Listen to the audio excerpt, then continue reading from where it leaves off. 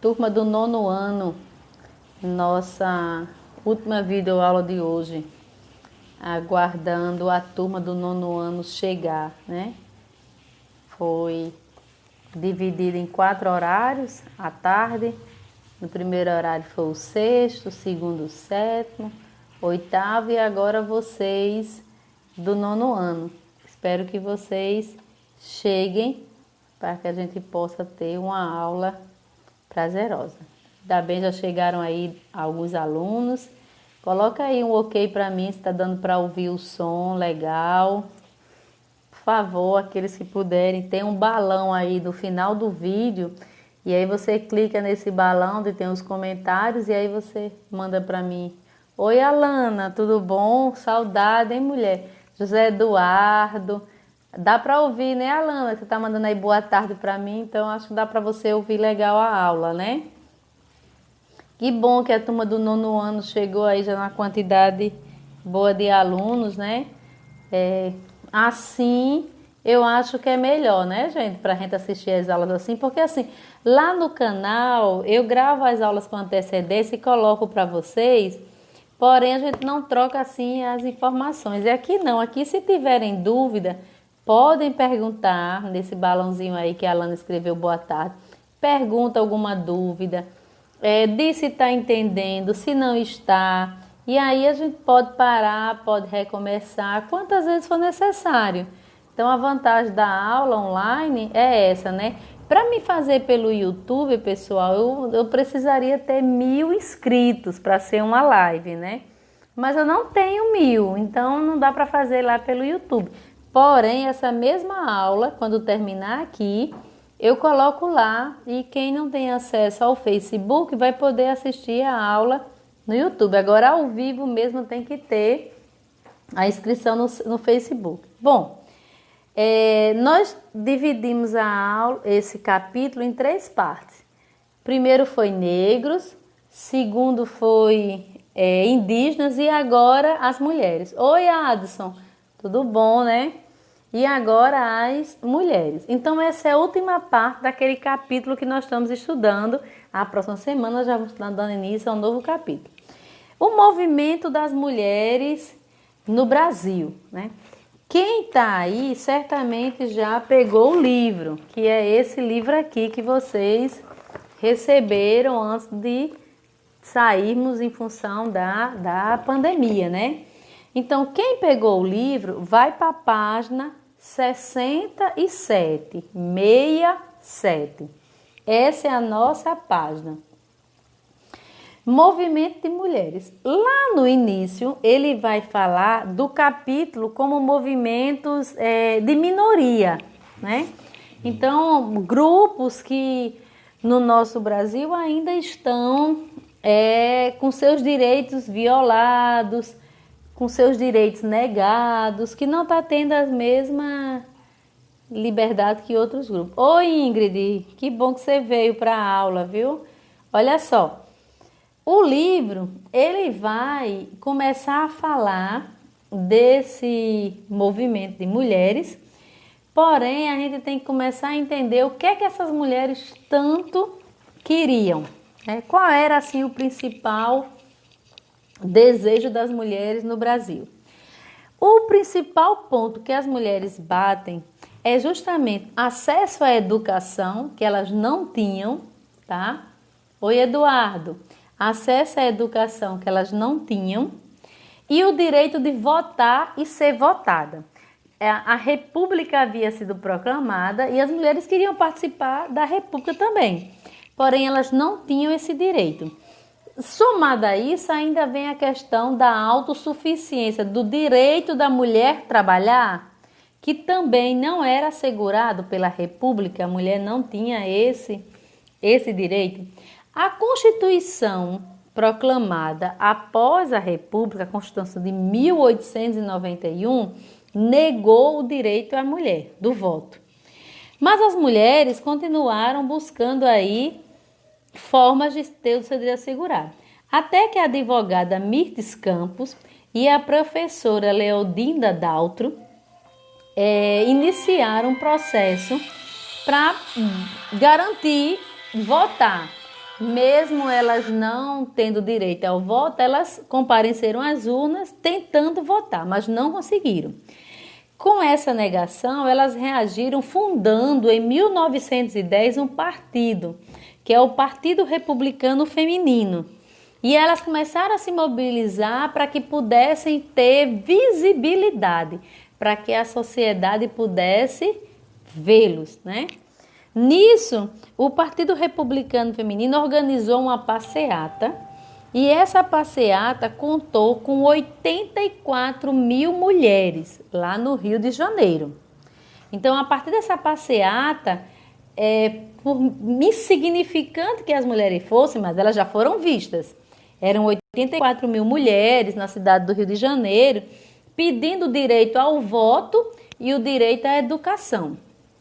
Nesse momento, as coisas começaram a tomar outro rumo. Embora a imprensa ridicularizava as mulheres, as considerava incapazes, menor na inteligência, nossa inteligência seria inferior à inteligência dos homens, inadequadas para a vida pública, né? Então veja aí que a mídia também batia nas mulheres, mas isso não tirava delas o desejo de lutar. Quanto mais a mídia batia, quanto mais a sociedade negava seus direitos, mais essas mulheres lutavam e queriam seu espaço na sociedade. Elas eram, então, feministas, né? As feministas da época.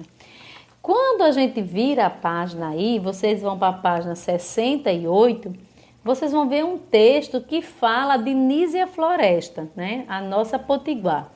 É bom lembrar que a primeira mulher a votar no Brasil foi Alzira Soriano, está aqui também do Rio Grande do Norte.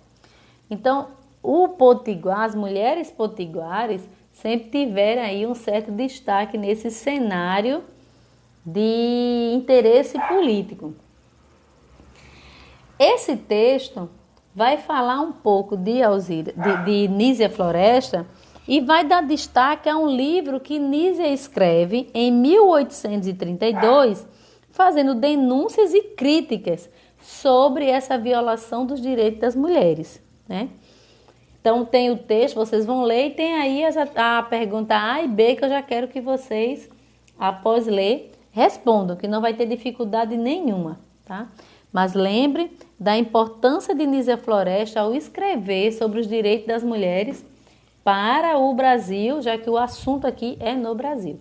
No cenário mundial, essas mulheres já estariam mais avançadas, elas já teriam mais direitos. Mas ainda no Brasil, nós estamos ainda num período muito arcaico, muito pesado pela discriminação, e os direitos aqui são mínimos, né? Na página 69, nós vamos conhecer um pouquinho de Berta Lutz. E Berta Lutz é uma mulher da Europa que vem para o Brasil em 1918 para encabeçar a luta das mulheres no Brasil. E aí Berta, ela começa a defender mais uma vez o voto. Ela vai defender o voto, ela então vai passar a escrever em revistas, cartas a várias revistas, defendendo esse direito das mulheres, e aí começa a tomar um outro cenário. Já se começa a ter outra visão sobre as mulheres. Até que, na Constituição de 1932, é feito um novo Código Eleitoral e aí sim é garantido o voto das mulheres. Mas elas não conseguem exercê-lo. Somente em 1934, quando Vargas está ao poder, é que as mulheres vão conseguir o voto. Que aí é o caso de Alzira Soriano, depois vocês dão um pouquinho mais à frente e pesquisam, né? Nesse momento, o Brasil é o segundo país na América Latina a conceder o voto para as mulheres. Por mais que nós estivéssemos atrasados em relação à Europa, nós agora estamos bem à frente em relação à América Latina.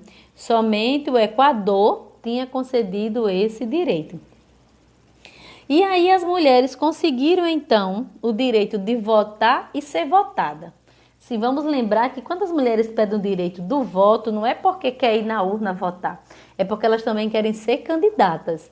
Elas querem ser representadas e ao mesmo tempo eleger os seus representantes. É um direito político, né, nesse momento.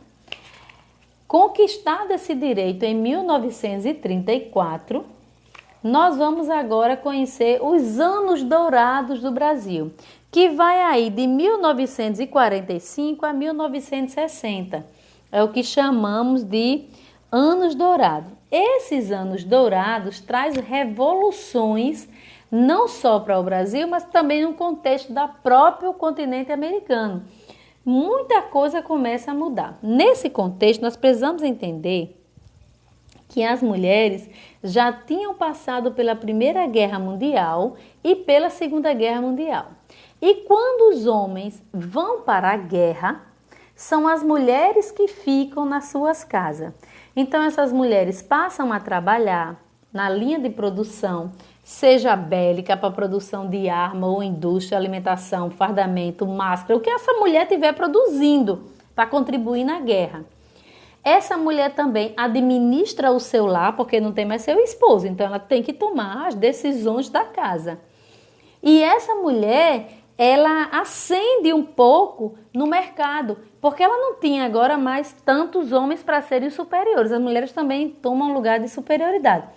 Então, a Primeira e a Segunda Guerra Mundial colocou as mulheres num destaque, mostrando a sua capacidade.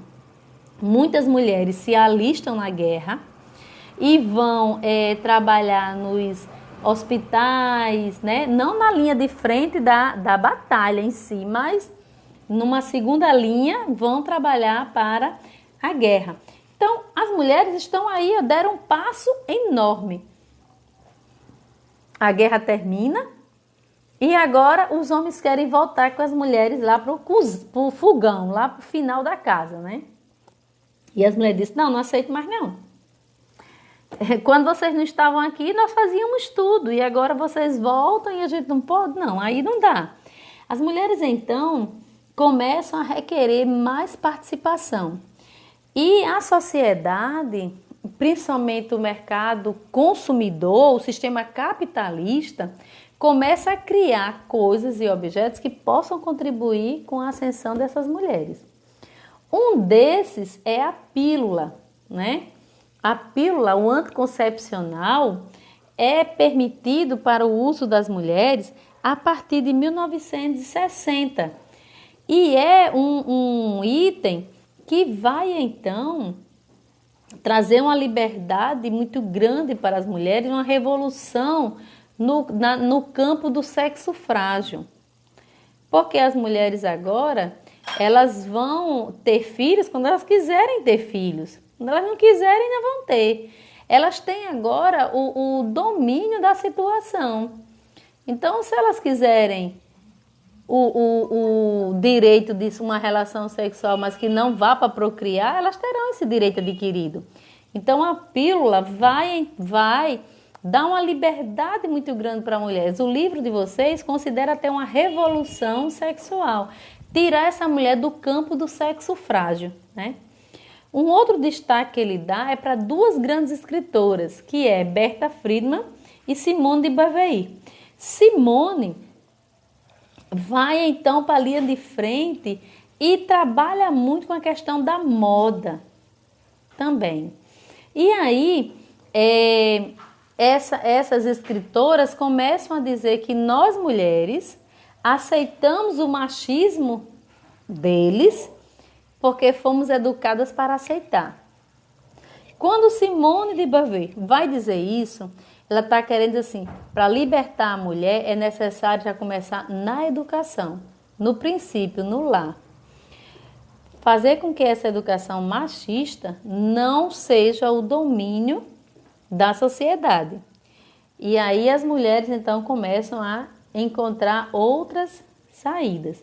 No campo da moda, um destaque muito grande para duas peças de roupa que para hoje talvez sejam insignificantes para vocês, para mim, mas que foram referências na liberdade da mulher.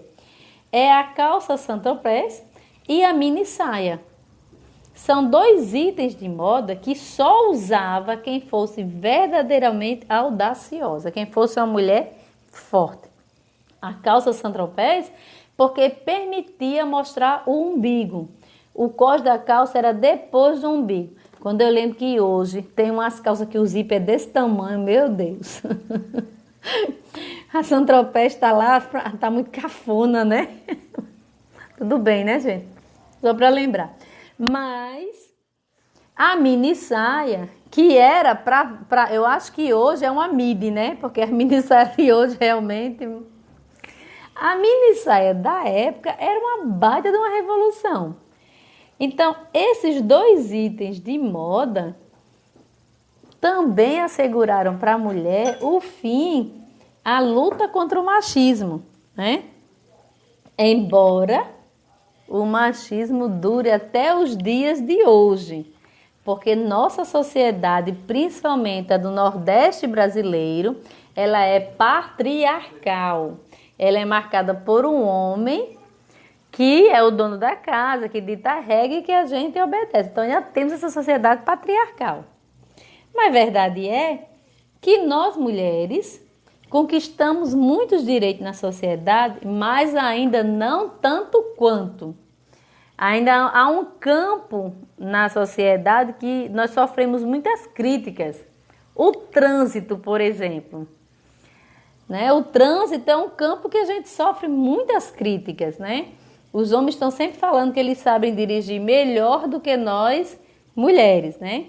Eu lembro que num determinado ano aí da minha vida, uns 4 anos atrás, 5 anos atrás, o meu marido comprou um carro de um primo dele e o carro estava batido, amassado, né?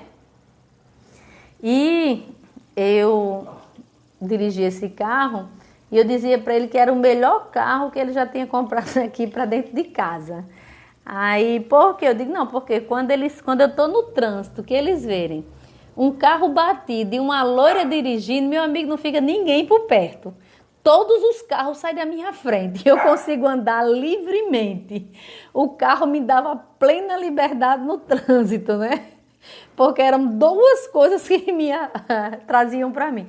Primeiro, um carro batido e segundo, uma mulher loira dirigindo, né? Então, foi o melhor carro que eu já possuí. Mas, partes de histórias, né, do lado, vamos continuar. Ainda temos, no Brasil, muito machismo. O machismo é forte e é presente. Que temos que lutar para bater, né? Agora, lutar com dignidade, lutar com diálogo, lutar com convicção. Nós temos uma referência no Brasil que é a Lei Maria da Penha, que eu queria que vocês pesquisassem um pouquinho sobre a Lei Maria da Penha. Quem foi Maria da Penha? Quem foi não? Quem é, né? Porque ela ainda está viva. Então, quem é Maria da Penha nesse contexto? Nós temos hoje no Brasil, no Código Civil, o feminicídio. E o feminicídio é um ponto importantíssimo nos nossos direitos, porque até então nós só tínhamos o homicídio, aquele que você mata, mas agora o feminicídio é o fato de você matar uma mulher por ela ser mulher, né? Hoje eu vi na TV uma reportagem que me deixou muito triste, de um professor de 27 anos que matou uma jovem a qual ele estava envolvido e tal. Não vou nem entrar em detalhes, que eu acho que vocês devem ter visto alguma coisa na TV. Mas aquele crime vai mostrando o quanto o homem se sente no direito de matar uma mulher pelo fato dela ser mulher, pelo fato dela ser mais frágil, pelo fato dela ser inferior, mais sensível. Porque nós somos realmente. Não adianta eu chegar para vocês dizerem que nós somos totalmente iguais aos homens. Nós não somos. Não no campo do corpo, da matéria, da genética, da mente. Nós somos diferentes. Deus criou Adão e Deus criou Eva. Adão é Adão, Eva é Eva. Mas no campo do direito, aí sim nós temos que ser iguais. Precisamos ser tratadas de formas igualitárias. É no campo do direito que eu estou dialogando com vocês. No campo do direito, nós mulheres temos direito aos mesmos recursos ou privilégios que são concedidos aos homens. No campo da matéria, da ciência, da medicina, no campo fisiológico, somos diferentes. Homem não dá à luz, mas mulher dá. Então, homem não tem útero, mas mulher tem. Hormônios de homem é de um jeito, hormônios de mulher é de outro. Está entendendo que há uma diferença entre nós, mas essa diferença se restringe ao campo fisiológico, ao corpo, à matéria. Não no campo político, não no campo do direito civil, do direito penal, não nesse campo. Então, nós mulheres conquistamos muito direito. Tem também uma outra coisa interessante para vocês olharem, é a questão das eleições, que reserva 30% das vagas para mulheres.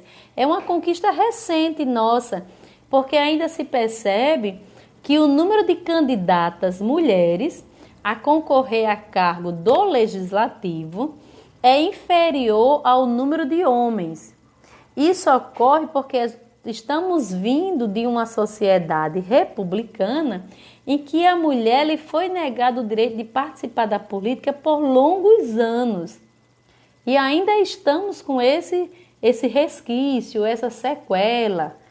Então, recentemente, já foi assegurado 30% da vaga para as mulheres. Isso é um avanço no campo da política. No campo do direito, a Lei Maria da Penha, a Lei do Feminicídio, né? Então, são campos que nós realmente avançamos, que conquistamos espaços, né? No campo da educação, já não há diferença nenhuma. Todos os cursos oferecidos no campo da educação podem ser cursados, podem ser feitos por homens e por mulheres também. No campo do trânsito, a gente aí tem os mesmos direitos, porém o machismo ainda impregnado na sociedade tenta mudar essa situação. Mas, enfim, avançamos. Isso é o que nós devemos compreender da aula de hoje. Nós, mulheres, avançamos, tá certo? Para a nossa atividade de hoje, nós vamos fazer a página 70, como eu já falei. Vocês vão ler o texto que fala dos anos dourados e vão responder A, B, C e D. Vão fazer o texto que fala de Nízia Floresta, que eu também já tinha falado. E vão fazer uma atividade que está na página 73, tá? Que vai fechar o nosso assunto desse capítulo, tá? Mas eu queria que eu vou disponibilizar para vocês pequenos vídeos falando sobre Maria da Penha e a Lei de Maria da Penha e falando sobre o direito dos 30% reservado para as mulheres nas eleições políticas. Eu vou colocar esses dois vídeos para que vocês possam entender melhor nos campos que nós avançamos. Mas colocam aí para mim. Deu para entender? Ficou dúvida? Quer fazer alguma pergunta agora? Ou não? Tá tudo legal, tudo ok? Lembre que não pode mentir. Se mentir, já sabe para onde vai, né? Não mudou não, vai. Mesmo na pandemia, se mentir é para aquele lugar. Não pode não. O exercício, Alana, as páginas, eu vou dizer para você, olha só. Eu vou colocar as fotos, tá? No grupo e no Facebook. A 68, a 70 e a 73. A 72, Alana, nós já tínhamos feito, que ele fala do índio, foi o da semana passada, tá certo? São 3 atividades. Eu vou colocar a foto, tanto eu coloco no grupo do WhatsApp, como aqui no grupo do Facebook. Mas aí, deu para entender? Ou tem dúvida aí, querem fazer alguma pergunta? Ou podemos concluir? A aula pelo Facebook eu acho melhor. Ronald, esse povo é estudioso igual tu, viu? Tô só vendo aqui a situação. Ah, meu Deus. E aí, a aula pelo Facebook se torna melhor porque o tempo vai correndo de acordo com o conteúdo. Se vocês tiverem perguntas, vocês fazem, eu já posso responder. Mas a aula fica disponível aqui no canal, aqui no Facebook e lá no canal do YouTube, para vocês voltarem lá e assistirem se preciso for. E os que não participaram aqui, por não ter o Facebook, vão poder ver lá no YouTube. Mas eu queria só concluir agradecendo a presença de vocês, agradecendo por vocês terem vindo. O horário de vocês ficou o último horário, que é 17 horas, mas tudo bem, né? Assim mesmo. O mais, fiquem bem, se protejam, fiquem em casa, confiem, né? Tenham sempre a esperança, sempre a fé em Deus, em dias melhores. Deus precisa estar presente em nossas vidas, principalmente em momentos como esse, que é um momento de pandemia. A gente precisa ter essa fé convicta de que Deus não nos abandonou, está cuidando de nós e brevemente tudo isso vai passar e nós retornamos para as salas de aula. E se tiverem dúvida, perguntem aí nos comentários ou enviem pelo WhatsApp e a gente pode continuar. Deixa eu ver aqui o que tem esse texto maior.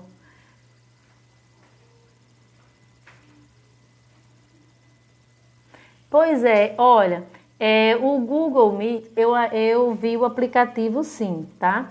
Eu já vi o aplicativo, vi que dá para vocês conversarem comigo. Só que essas duas aqui, eu estou fazendo desse jeitinho. A próxima semana, eu já vou fazer com que dê para a gente conversar uns com os outros. Aí, eu vou continuar utilizando esses aplicativos que são gratuitos, como é o caso do Facebook. Aqui no Brasil, as pessoas às vezes chega uma mídia nova e abandona, não querem mais e partem para a nova mídia. Por exemplo, chegou o Instagram, ninguém quer mais o Facebook, só o Instagram. Mas o Instagram não veio para destruir o Facebook. O Instagram é uma mídia que tem uma certa finalidade. E o Facebook é uma mídia que permanece com a sua finalidade. Então as mídias, elas não vêm uma para destruir a outra, elas vêm para se completarem. Porém, aqui no Brasil as pessoas trocam, saem de uma e vão para outra e não querem mais saber. O Facebook, ele tem a vantagem, ele é gratuito no Brasil, na maioria das operadoras. Então, as pessoas não usam os seus dados para assistir às aulas. Acaba que você tem sua internet, se ela for uma internet que você pré-paga, coloca aquele pacote antes, você assiste a aula, mas não consome os seus dados. Então, isso ajuda bastante. Por isso que eu fico optando pelo Facebook, tá certo? Mas eu já vi esse aplicativo, já vi como ele funciona. Provavelmente a gente comece a usar e brevemente. Enquanto isso, eu vou continuar com essa que possa permitir que a gente converse. Mas deixa eu falar uma coisa para você. Olha, vou só fazer um teste aqui contigo. Olha, Alana, tem se você olhar no final do vídeo, tem dois bonequinhos, um mandando foto para outro. Então, você clicando nele, aí você tem direito de convidar uma pessoa para participar. Ó, se eu vou convidar você, viu, Alana? Você tá aí, tá fazendo o teste, vou convidar aqui você, só pra gente ver aqui como é que funciona legal. Aí você, a Alana Cimento, é só pra gente ver aí. Aí você aceita o meu convite, só pra gente fazer esse pequeno teste, que é também uma possibilidade aqui dada pelo Facebook. Pronto, eu convidei você. Se você aceitar, você vai participar comigo ao mesmo tempo que nós estivermos na aula, tá certo? E aí, já chegou para você? Ainda não? É também uma possibilidade aqui. Ó, é uma possibilidade para a gente ter aula ao mesmo tempo. Ó, já mandei o convite para você. Se você aceitar o convite, aí você vai participar juntamente comigo. Chegou aí, Alana, o convite? Tem essa vantagem também no Facebook. Dá pra gente conversar dessa mesma maneira que o outro aplicativo dá. Chegou não? Eu mandei aí o convite para você. Bom, o importante... Chegou não, né? Então é porque você, Alana, não está com esse habilitado aí no seu celular. Mas depois eu vou usar o outro que a gente podemos conversar para a gente ver uns aos outros, né? Eu gostei muito dos vídeos de vocês, deu para me ver o rostinho de cada um. Na próxima semana eu marco para a gente fazer um teste nesse segundo aplicativo, tá certo? Porque realmente não está habilitado no seu. Provavelmente no seu aí não tá todos esses bonequinhos que estão aqui no meu. Mas vamos fazer um teste nesse outro aplicativo para a gente poder conversar. O mais, pessoal, tudo de bom para vocês, sucesso, saúde e brevemente vamos nos reunir, vamos voltar à nossa sala de aula do jeitinho que nós gostamos, né? Fiquem com Deus, fiquem bem, fiquem em paz. Dúvidas podem perguntar aí nos comentários do vídeo ou pelo grupo do WhatsApp. Tchau para vocês, pessoal. Beijo para todos. Fiquem com Deus.